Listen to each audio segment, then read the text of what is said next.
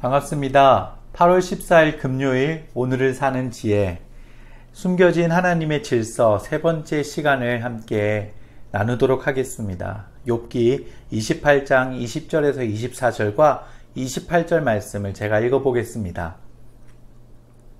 그런데 그런 지혜는 어디서 나오냐? 총명이 있는 곳은 어딜까? 어떤 생물도 볼 수 없고 공중의 새조차 볼 수 없으니 멸망과 사망도 우리 귀로 지혜에 관한 소문을 들은 적은 있지 라고만 말하네.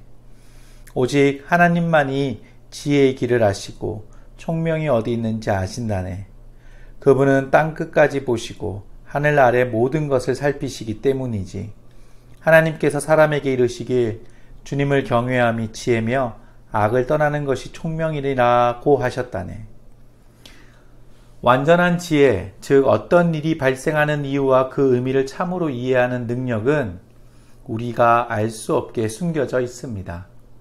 하나님만이 다 보십니다. 우리로서는 궁극의 지혜를 얻을 수 없음을 아는 게 지혜의 정점입니다. 도덕주의자는 착한 사람에게 고난이 없다고 확신하다가 막상 그 고난이 닥치면 깊은 환멸에 빠집니다. 냉소주의자는 어떤 일에도 질서나 목적이 없다고 웃어넘기며 고난에 오기로 맞서기도 합니다. 그러나 질서나 목적이 없다는 생각은 우리 힘으로 그것을 알아낼 수 있다는 생각만큼이나 미련한 생각입니다. 지혜로운 접근은 그런 단순 논리가 아닙니다. 우리로서는 궁극의 지혜는 알 수 없으나 현실의 지혜는 주를 경외함으로 통해 알 수 있습니다. 의미의 문제, 길잡이로서 삶을 전반적인 도덕 원리, 특히 인생을 헤쳐나가는 데 필요한 하나님의 임재 등에 대한 기본 답이 거기서 나오게 되는 것입니다. 욥기 35장 9절에서 11절 말씀을 제가 읽어보겠습니다. 사람들은 학대를 받으면 부르짖으며 벗어나려고 애원합니다. 그렇지만 이렇게 말하는 사람은 드물지요. 나를 만드신 하나님은 어디 계십니까? 밤중에 노래를 부르게 하시는 그분은 어디 계십니까? 그분은 우리가 짐승보다 낫도록 가르치시고 공중의 새보다 지혜롭게 만드시는 하나님이십니다. 엘리후라는 젊은이가 일어나 욥과 그의 친구들을 꾸짖습니다. 그의 말대로 하나님은 고난을 통해 하늘의 새들보다 우리를 더욱 지혜롭게 하실 수 있습니다. 고난은 우리의 과신을 꺾습니다. 고난은 우리가 늘 하나님께 의존할 수밖에 없는 무력한 존재임을 보여줍니다. 여태 우리가 그 사실을 몰랐을 뿐입니다. 고난은 우리의 최악의 모습을 드러내 그때까지 보지 못했던 인격적 결함을 보게 합니다. 고난 덕에 우리는 남을 더 이해하며 따뜻하게 대할 수 있습니다. 하나님께 무엇을 얻어서가 아니라 오직 하나님을 사랑하는 법도 고난 중에 배울 수 있습니다.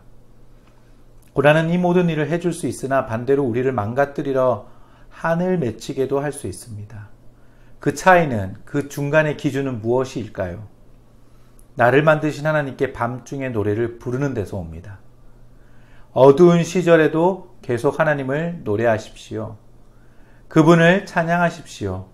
구원처럼 결코 빼앗아갈 수 없는 좋은 것을 받았으니 찬양하십시오. 그렇게 노래할 때 하나님이 함께 하십니다. 마지막으로 욥기 23장 10절을 읽겠습니다. 그러나 그분은 내가 가는 길을 아시지. 그분이 나를 시험하신 후에는 내가 정금같이 되겠지. 욥은 칠흑 같은 캄캄한 시절을 지나는 중이었습니다. 욥의 말은 고통 중에 절규와 별로 다를 바 없습니다. 믿음이 아주 강한 사람도 이런 영적 골짜기를 피할 수 없습니다. 또 하나 기억할 것이 있습니다. 욥은 나중에 후회할 말을 할 때조차도 여전히 기도하고 있었습니다. 물론 하소연하며 부르짖지만 그 대상은 하나님이셨습니다. 그러므로 고난 때문에 결코 기도와 예배를 중단해서는 안 됩니다. 고난은 벌이 아니라 정화의 과정입니다. 끝까지 하나님을 붙들면 자신이 순금처럼 되리라는 사실을 알려주고 있습니다. 그래서 욥은 고백합니다. 그분이 나를 시험하신 후에는 내가 정금같이 되겠지. 욥은 자신이 하나님께 소중한 존재라는 것을 고백하고 있습니다. 더 불 속에서 단련되어져 정금이 된다라는 것을 고백하는 것입니다. 우리 역시도 정금입니다. 하나님께서 단련하시는 정금이란 사실을 잊지 마시길 바랍니다.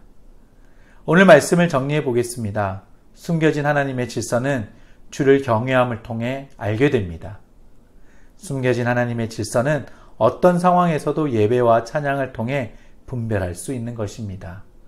숨겨진 하나님의 질서는 나를 사랑하시기에 하나님께서 단련시켜 주시는 것입니다.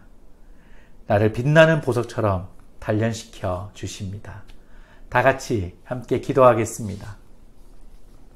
하나님, 제 입에서 습관처럼 나오는 진부한 말들로 하나님에 대해 다른 사람들에게 늘어놓지 않도록 저의 입술을 주장하여 주시옵소서. 내가 주를 경외함으로 완전한 지혜를 경험할 수 있듯이 다른 이들을 말이 아닌 주님을 경외함으로 대할 수 있게 하소서. 어려울 때일수록 주님을 찬양하겠습니다. 더 높이겠습니다. 늘 함께 하시는 임재를 고백하겠습니다. 그리고 뭐라고 기도해야 할지 막막할 때조차 주님께 있는 모습 그대로 나아가겠습니다. 저를 단련시켜 주시고 더 빛나는 보석으로 만들어 주실 하나님을 기대합니다. 예수님의 이름으로 기도합니다. 아멘.